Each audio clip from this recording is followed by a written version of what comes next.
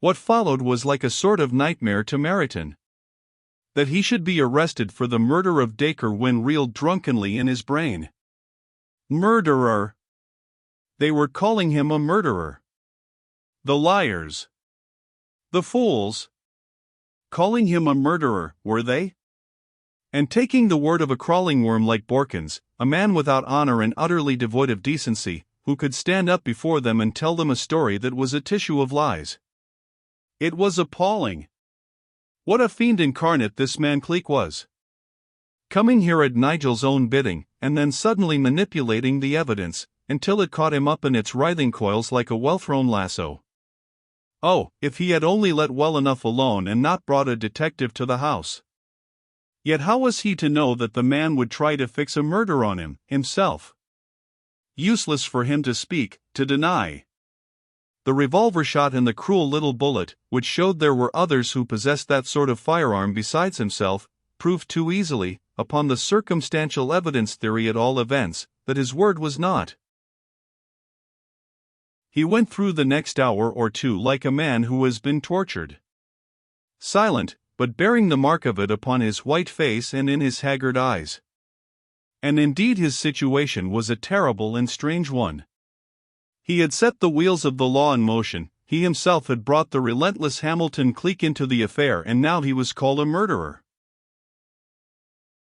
In the little cell where they placed him, away from the gaping, murmuring, gesticulating knot of villagers that had marked his progress to the police station, for news flies fast in the country, especially when there is a viper tongue like Borkins's to wing it on its way, he was thankful for the momentary peace and quiet that the place afforded. At least he could think and pace up and down the narrow room with its tiny barred window too high for a man to reach, and its hard camp bedstead with the straw mattress, and go through the whole miserable fabrication that had landed him there. The second day of confinement brought him a visitor. It was Toinette. His jailer, a rough-haired village hand who had taken up with the force and wore the uniform as though it belonged to someone else, which indeed it had, brought him news of her arrival. It cut him like a lash to see her thus, and yet the longing for her was so great that it superseded all else. So he faced the man with a grim smile. "I suppose, Bennett, that I shall be allowed to see Miss Brellier? You have made inquiries?" "Yes, sir." Bennett was crestfallen and rather ashamed of his duty. "Any restrictions?" Bennett hedged. "Well, if you please, Sir Nigel, that is." "What the devil are they, then?" "Constable Roberts give orders that I was to stay here with you, but I can turn me back," returned Bennett, with flushing countenance. "Shall I show the lady in?" "Yes." She came.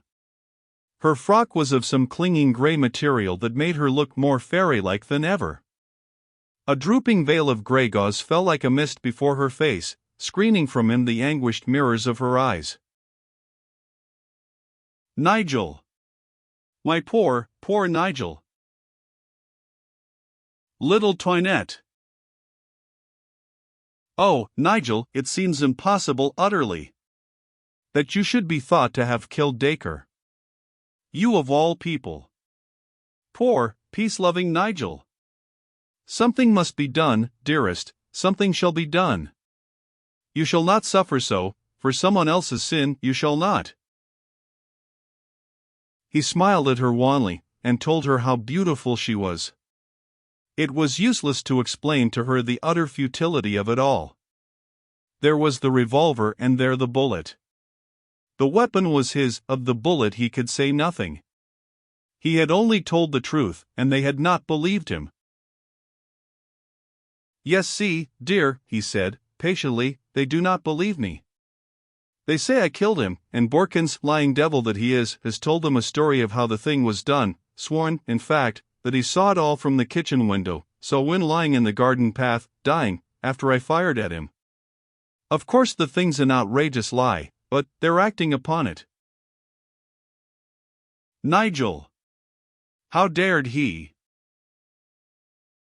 "Who?" Borkins? That kind of a devil dares anything. How's your uncle, dear? He has heard, of course? Her face brightened, her eyes were suddenly moist. She put her hands upon his shoulders and tilted her chin so that she could see his eyes. Uncle Gustav told me to tell you that he does not believe a word of it, dearest, she said, softly. And he is going to make investigations himself.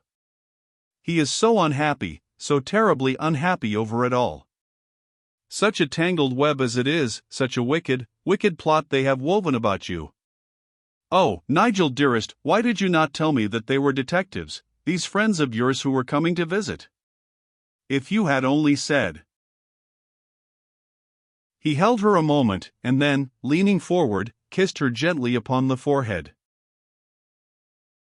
What then, P-tight? I would have made you send them away, I would.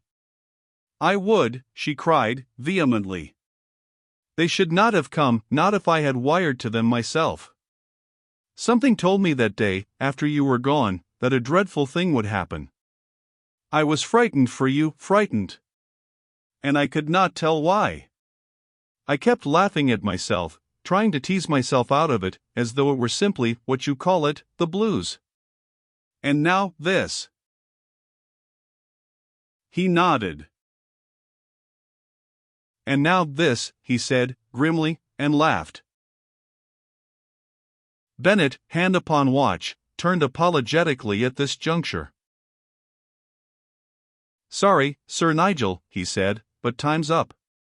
10 minutes is the time allowed a prisoner, and I'm afeard the young leddy must go.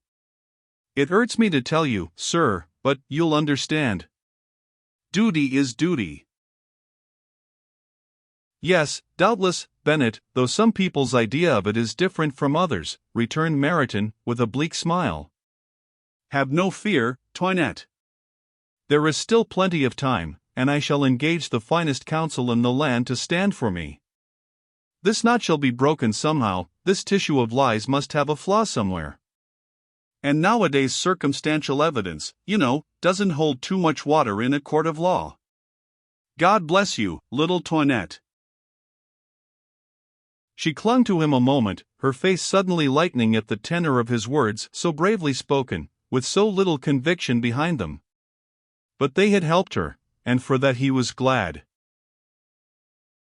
When she had gone, he sat down on the edge of his narrow bed and dropped his face in the cup of his hands. How hopeless it seemed. What chance had he of a future now, with Cleek against him? Cleek, the unraveler of 1,000 riddles that had puzzled the cleverest brains in the universe. Cleek would never admit to having made a blunder this time, though there was a sort of grim satisfaction in the knowledge that he had blundered, though he himself was the victim.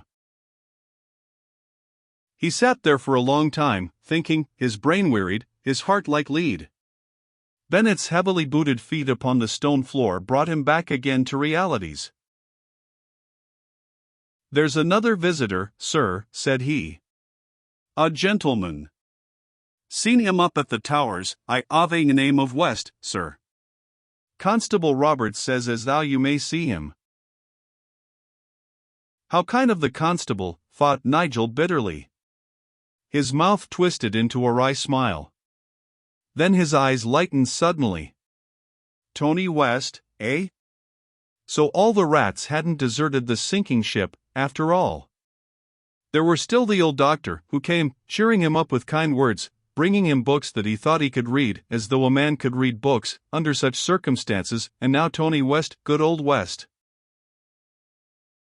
West strode in, his 5'3" of manhood looking as though it were ready to throw the jailer's 6'1" out of the window upon request, and seized Nigel's hand, wringing it furiously. Good old Nigel. God! But it's fine to see you. And what fool put you in this idiotic predicament? Wring his damned neck, I would. How are you, old sport? Under such light badinage did West try to conceal his real feeling, but there was a tremor of the lips that spoke so banteringly. Good old West. A friend in 1,000. Nice sort of place for the squire of the manor to be disporting himself, isn't it? Returned Meryton, fighting his hardest to keep his composure and reply in the same light tone. I damn it, Tony, you don't believe it, do you? West went red to the rim of his collar. He choked with the vehemence of his response. Believe it, man? Do you think I'm crazy? What sort of a fool would I be to believe it? Wasn't I there, that night, with you? Wait until I give my evidence in court. Bullet or no bullet, you're no murderer, Nigel, I'd swear my life away on that. There were others on worse terms with Wynne than you, old chap. There was Stark, for one. Stark used to borrow money from him in the old days, you know, until they had a devil of a shindy over an IOU and the friendship bust. You'd no more reason to kill him than Lester Stark, I swear. Or me, for that matter. No, I'd no reason to kill him, Tony. But they'll take that quarrel we had over the frozen flame that night, and bring it up against me in court. They'll bring everything against me, everything that can be twisted or turned or bullied into blackening my name. If ever I get scot-free, I'll kill that man Borkins. West put up his hand suddenly. Don't, he said, quietly, or they'll be putting that against you, too. Believe me, Nigel, old boy, the law's the greatest duffer on earth. By the way, here's a piece of news for you. Heard it as I stopped in at the Towers this morning. Saw that man Headland, the detective. He told me to tell you, and I clean forgot. But they found an IOU on Wynne's body, an IOU for $2,000 in Lester Stark's name. Dated 2 nights before the party. Looks a bit funny, that, doesn't it? Funny? Meryton felt his heart suddenly bound upward, and as suddenly dropped back in his breast like lead. Glad that there was a chance for another pal to come under the same brutal sway as he had? What sort of a friend was he, anyway? But an IOU. And in Lester Stark's name. He remembered the black looks that passed between the two of them that night, remembered them as though they had been but yesterday. He jerked his chin up. What are they going to do about it? Headland told me to tell you that he was going to investigate the matter further. That you were to keep up your heart. Seemed a decent sort of a chap, I must say. Keep up his heart. And there was a chance of someone else taking his share of the damnable thing, after all. But Lester Stark wouldn't kill. Perhaps not, and yet, some months ago he had told him to his face that he'd like to send Wynne's body to burn in hell. Well, he would have to keep his mouth shut upon that conversation, at all events, or they'd have poor Stark by the heels the next minute. But somehow his heart had lightened. Cleek didn't seem such a bad chap, after all. And they couldn't hang him yet, anyhow.